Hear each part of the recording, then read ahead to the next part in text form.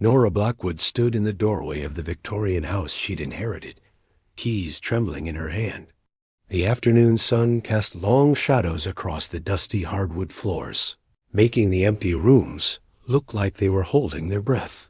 After 3 months of legal paperwork and sleepless nights, wondering how she'd afford the property taxes, on a graduate student's budget, she'd finally decided to take in a boarder. The newspaper ad had been simple: room for rent in historic Victorian. Quiet tenant preferred. No pets, no parties. Within hours, she'd received only one response, a handwritten letter on cream-colored paper from someone named Jasper Thorne. Ms. Blackwood. The letter had read in elegant script: I am most interested in your available accommodation. I am a scholar of historical architecture and would find your 1890s residence invaluable for my research. I am clean, quiet, and can pay 3 months in advance. Please contact me at your earliest convenience. Now, as she waited for Mr. Thorne to arrive, Nora wandered through the house that had belonged to her great-aunt Cordelia. Every room held memories she'd never made: the parlor where Cordelia had served tea in china cups, the library with its floor-to-ceiling bookshelves, the kitchen with its ancient cast-iron stove. The house felt alive with history, though sometimes Nora could swear she heard whispers in the walls when the wind picked up. Knock at the front door interrupted her thoughts. She opened it to find a tall, pale man in his 30s wearing a perfectly pressed dark suit. His black hair was slicked back, and his green eyes held an intensity that made her slightly uncomfortable. Ms. Blackwood, I am Jasper Thorne. His voice carried a faint accent she couldn't place, perhaps European, maybe Eastern European. Thank you for agreeing to meet with me. Please, come in. Nora stepped aside, watching as his eyes immediately began cataloging every architectural detail. The room is upstairs, second door on the left. But Jasper wasn't looking upstairs. His gaze had fixed on something behind her, and when she turned, she saw he was staring at the basement door. It was slightly ajar, though she was certain she'd closed it earlier. Fascinating, he murmured, moving toward the door. May I? Oh, that's just the basement. It's mostly storage, and, well, it's not very interesting. Jasper's smile didn't reach his eyes. I find that old basements often hold the most interesting secrets, Miss Blackwood. The foundation of a house tells its truest story. Before she could protest, he'd opened the door and descended the creaking wooden steps. Against her better judgment, Nora followed. In the dim light filtering through grimy windows, she watched Jasper run his fingers along the stone walls with something approaching reverence. These symbols, he whispered, tracing carved marks she'd never noticed before. How extraordinary. Miss Blackwood, I believe this arrangement will work perfectly. Jasper Thorne had been living in the house for exactly 1 week when Nora first heard the chanting dot. It was just past midnight when the low, rhythmic sounds drifted up through the floorboards of her bedroom. At first, she thought it might be the old pipes or perhaps Jasper listening to music, but as she pressed her ear to the floor, she realized the sounds were coming from the basement. The voice was definitely Jasper's, but he was speaking or singing in a language she'd never heard before. The words seemed to twist and flow like water, rising and falling in patterns that made her head feel strange. There was something hypnotic about the rhythm, something that made her want to join in, even though she didn't understand a single syllable. Wrapping a robe around herself, Nora crept downstairs. The basement door stood wide open, and a warm, golden light flickered from below, not electric light, but the dancing glow of candles. The chanting grew louder as she approached, and with it came a sweet, earthy smell like incense, mixed with something else she couldn't identify. She descended the stairs slowly, careful to avoid the creaky steps. What she saw in the basement made her freeze halfway down. Jasper had arranged dozens of white candles in a perfect circle around the carved symbols on the far wall. He knelt in the center of the circle, dressed in a long black robe, his arms raised toward the stone markings. The symbols, which had appeared faded and weathered in daylight, now seemed to glow with their own inner light. Domus Spiritus, Domus Memoria, Jasper intoned, his voice carrying a power that made the candle flames dance. Surge et respira iterum. As he spoke, something impossible happened. The stone wall behind him began to pulse gently, like the slow breathing of some enormous creature. The carved symbols brightened, casting moving shadows that seemed to reach toward Jasper with eager fingers. Nora gripped the stair railing, her rational mind insisting this was some kind of optical illusion. But then the wallpaper in the stairwell began to shift. The faded Victorian roses seemed to bloom and wither in endless cycles, their petals rustling with a sound like whispered secrets. "Accept a hack oblation," Jasper continued, pulling a small silver knife from his robes. Sanguis vitam dat. He drew the blade across his palm, letting drops of blood fall onto the stone floor. Where each drop landed, the symbols carved into the basement walls flared brighter.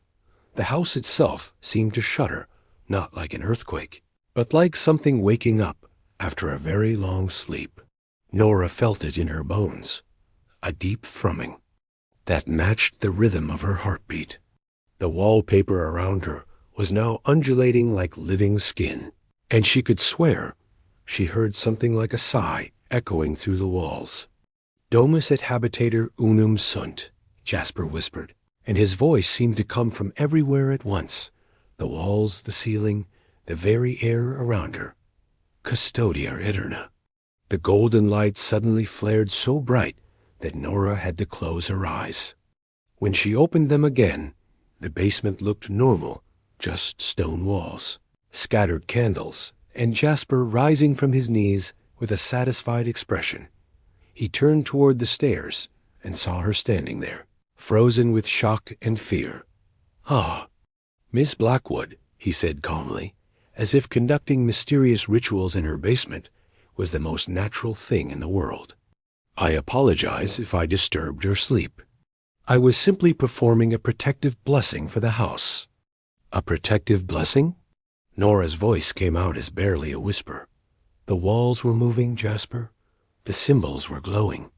Jasper smiled, but there was something different about his expression, now something ancient and knowing. Old houses have such vivid imaginations, don't they? Perhaps you were dreaming. But as he spoke, Nora could see the wallpaper behind him still shifting slightly, roses blooming and dying in an endless, hypnotic cycle. Detective Marcus Webb had seen a lot of strange things in his 15 years on the force, but the call about 1247 Elm Street was something new. The neighbors reported unnatural sounds and moving shadows coming from the old Blackwood house. When pressed for details, they described groaning that sounded like a building in pain, and windows that seemed to blink like eyes. Marcus pulled up to the Victorian mansion just as the morning sun was casting long shadows across its wraparound porch. The house looked normal enough, from the outside weathered but sturdy, with the kind of architectural details that spoke of craftsmanship from a bygone era. Still, something about it made the hair on the back of his neck stand up. He knocked on the front door and waited. After a moment, it opened to reveal a young woman with dark circles under her eyes and an expression that suggested she hadn't been sleeping well. "Miss Blackwood? I'm Detective Webb. We received some calls about disturbances at this address." Nora Blackwood glanced nervously over her shoulder before stepping onto the porch and pulling the door closed behind her. "I'm sure it's nothing, Detective. Old houses make all kinds of noises. May I come in and take a look around?" She hesitated, and in that pause, Marcus heard something from inside the house, a low, rhythmic sound like breathing, but far too deep and slow to be human. Nora's eyes widened, suggesting she'd heard it too. "Actually," she said quickly, "maybe that would be a good idea." The moment Marcus stepped inside, He knew something was wrong. The air felt thick, almost viscous, and carried a sweet, cloying scent that reminded him of flowers left too long in a vase. But more unsettling was the sense that the house was watching him. Every shadow seemed to shift slightly when he wasn't looking directly at it, and the wallpaper appeared to ripple like water disturbed by an unseen hand. "Where's your tenant?" Marcus asked, consulting his notes. "A Mr. Thorne? He went out early this morning," Nora replied, though she didn't sound entirely certain. "Said he had research to do at the library." A sound from upstairs made them both look up, footsteps, but with an odd, sliding quality, as if someone was walking while the floor moved beneath their feet. The ceiling creaked and groaned, and Marcus could swear he saw a bulge appear in the plaster, moving slowly across the surface like something large pressing against it from above. "That's just the house settling," Nora said, but her voice shook. Marcus drew his flashlight and headed for the stairs. As his foot touched the first step, the wood didn't just creak, it seemed to yield slightly, like stepping on something soft and organic. The banister under his hand felt warm, almost body temperature, and he could have sworn he felt a faint pulse through the wood. Upstairs, the hallway stretched longer than it should have, given the house's exterior dimensions. The doors along the corridor were all slightly ajar, revealing glimpses of rooms that seemed to shift and change when he wasn't looking directly at them. In one room, he caught sight of furniture arranged in impossible spirals. In another, the windows showed not the neighborhood outside, but what looked like vast, star-filled darkness. "Mr. Thorne's room," Nora whispered, pointing to a door at the end of the hall. As they approached, the door swung open of its own accord.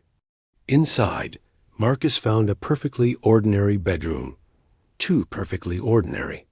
The bed was made with military precision. A single suitcase sat closed on a chair, and there wasn't a personal item in sight. It was as if no one had ever actually lived here, but the walls told a different story. Carved into the wooden panels were the same symbols Marcus had glimpsed in the basement, and they seemed to pulse with a faint phosphorescent glow.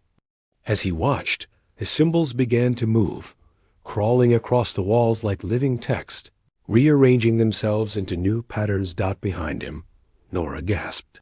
"It's getting stronger," she whispered. "Ever since the ritual, the house has been changing." A deep vibration ran through the building, and Marcus felt it in his chest like a second heartbeat. The floorboards beneath their feet began to rise and fall rhythmically, and the walls started to breathe, actually breathe, expanding and contracting like the inside of enormous lungs. "We need to leave," Marcus said, but as they turned toward the hallway, they found that it had changed.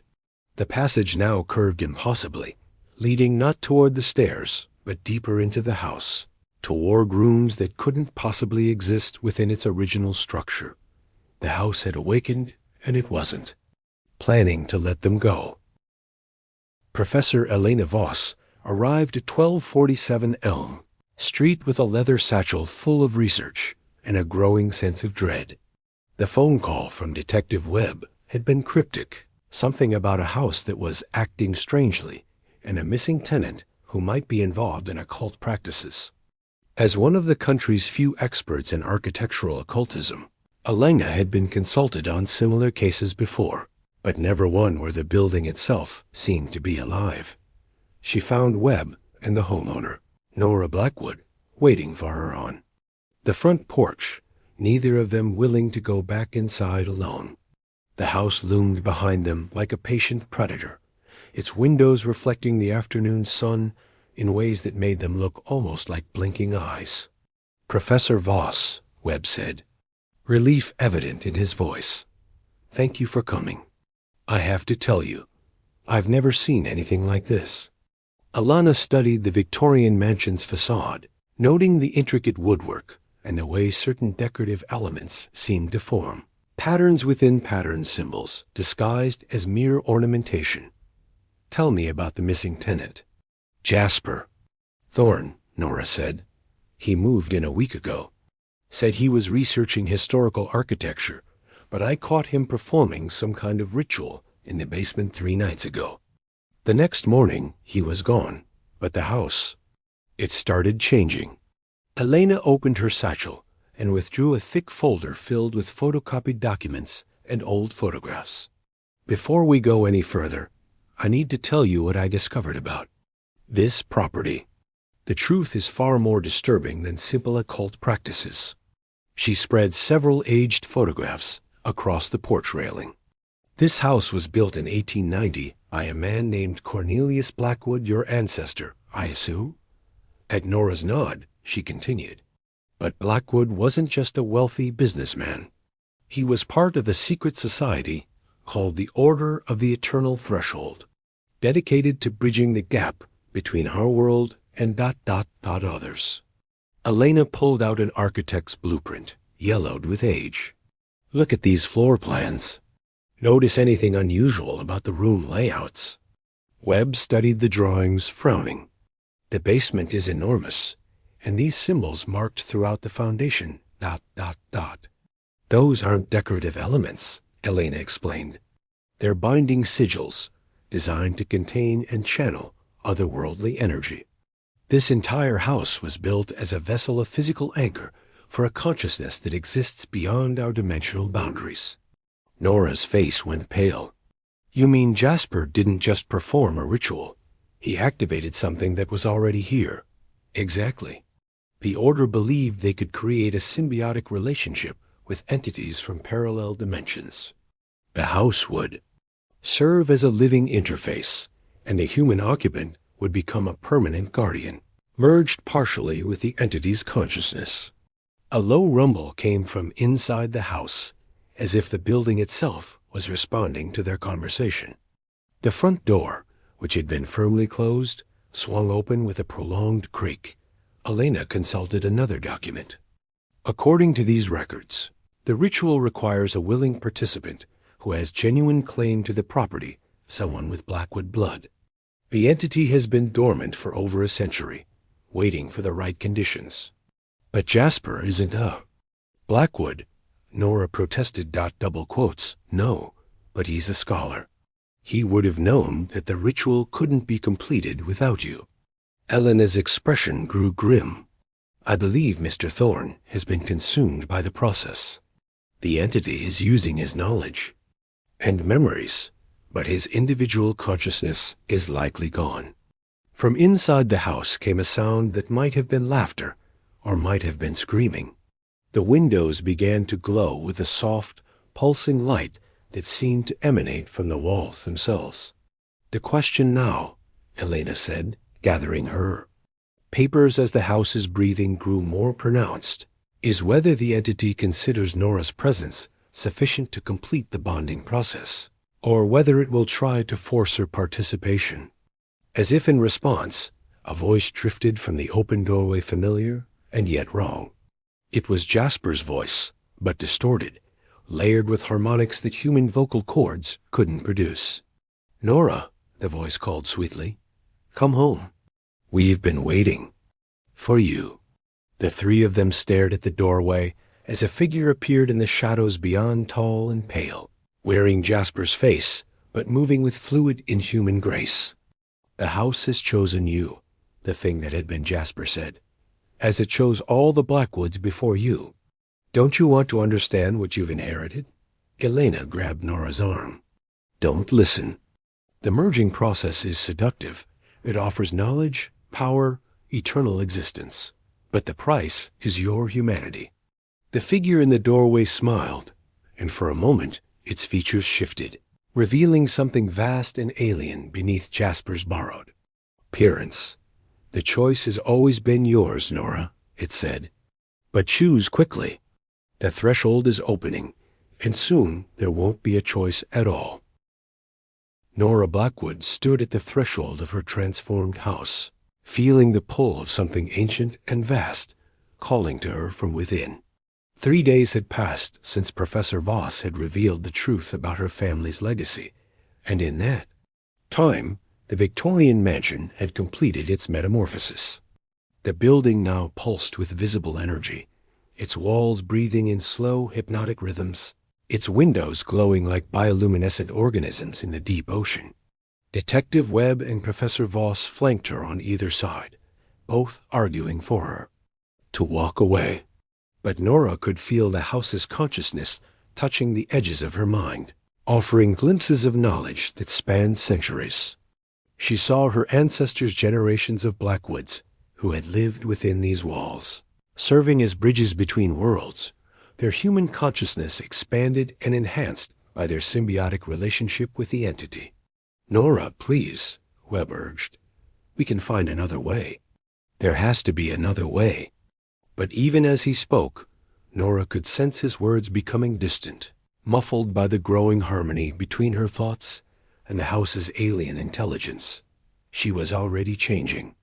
The process had begun the moment she'd inherited the property, accelerated by her exposure to the entity's awakening consciousness. Through the open doorway, the figure wearing Jasper's face beckoned to her.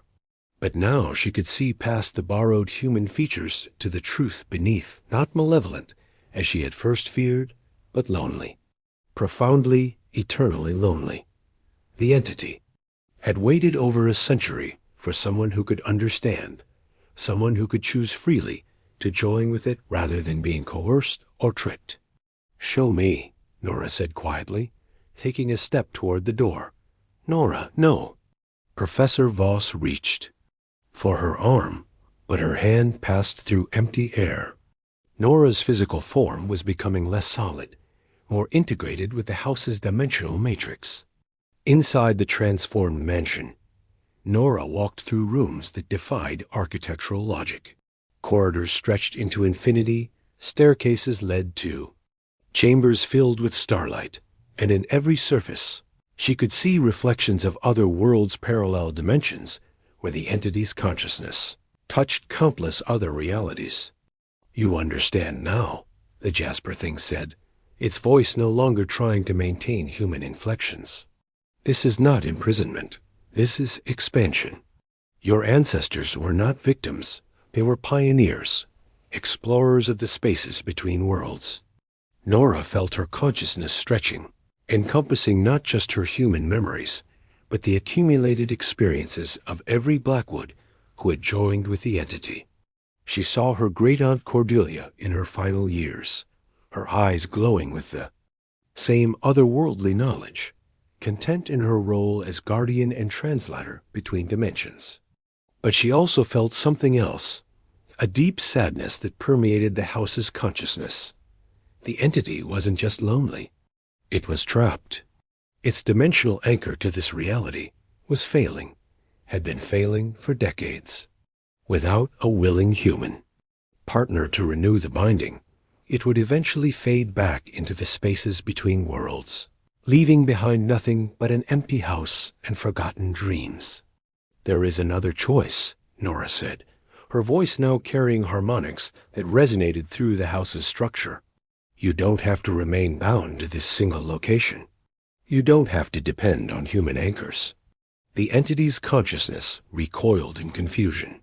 For over 1,000 years, it had existed only through physical anchors, buildings, artifacts, human hosts.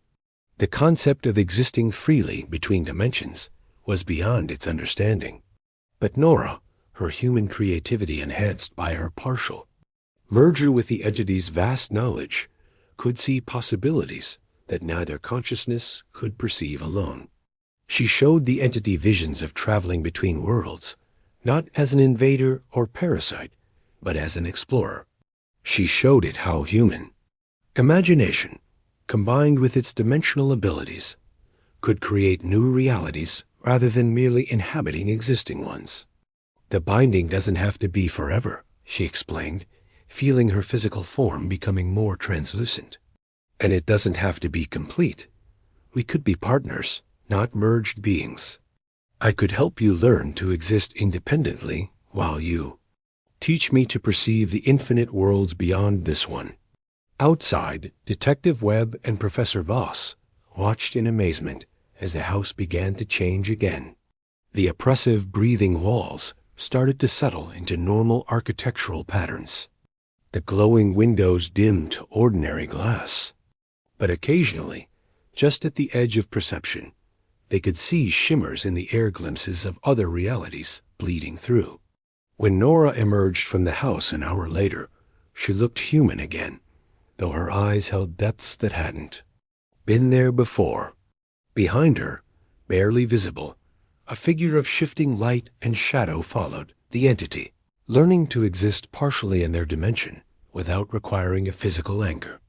"It's not over," she told them, smiling at their expressions of relief and concern. "It's just beginning.